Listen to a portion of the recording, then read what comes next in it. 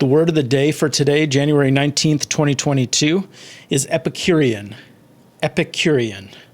It's an adjective, and it means fond of or adapted to luxury or indulgence in sensual pleasures. Having luxurious tastes or habits, especially in eating and drinking. The origin is exactly what you'd expect. This word has traveled pretty well unchanged through the centuries.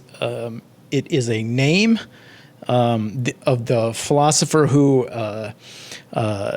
extolled, explored, and then disseminated this philosophy of indulgence and sensuality, Epicurus.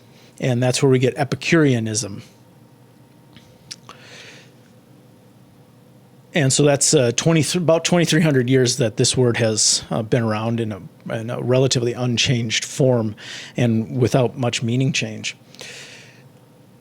Well, that's not exactly true. The word itself has its meaning, and the philosophy that surrounded it, the way of life, etc., that got attached to it through Epicurus, it got attached to it, and then it stayed attached. So the philosophy and this phrase Epicurean or Epicureanism has stayed consistent, and the meaning has been consistent for 2,300 years. The examples on dictionary.com, the one that I enjoyed the most was from Helen Keller. It's the first example. And she explores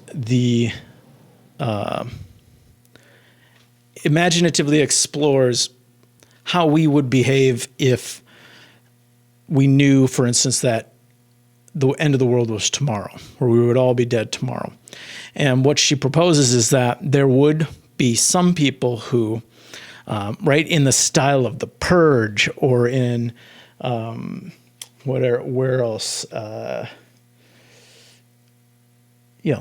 They would abandon themselves to the Epicurean, as she describes it. They would adopt the Epicurean. Some would adopt the Epicurean motto of eat, drink, and be merry.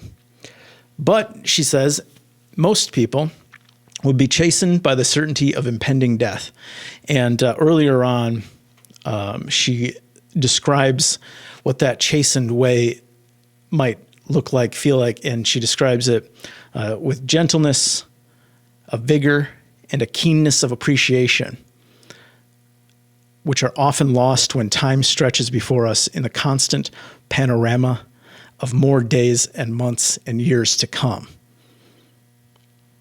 And I like that. It clarifies things for us to imagine that. And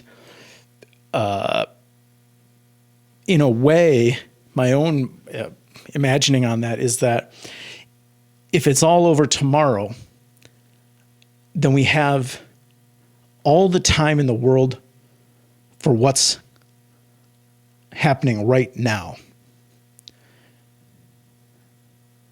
And I think I tend to want to, and I think I do believe that she's right, that we would not, many of us would not engage in reckless abandon to the Epicurean lifestyle in those last hours of life, but rather we would engage in reckless abandon, engage with reckless abandon in presence, in attention, in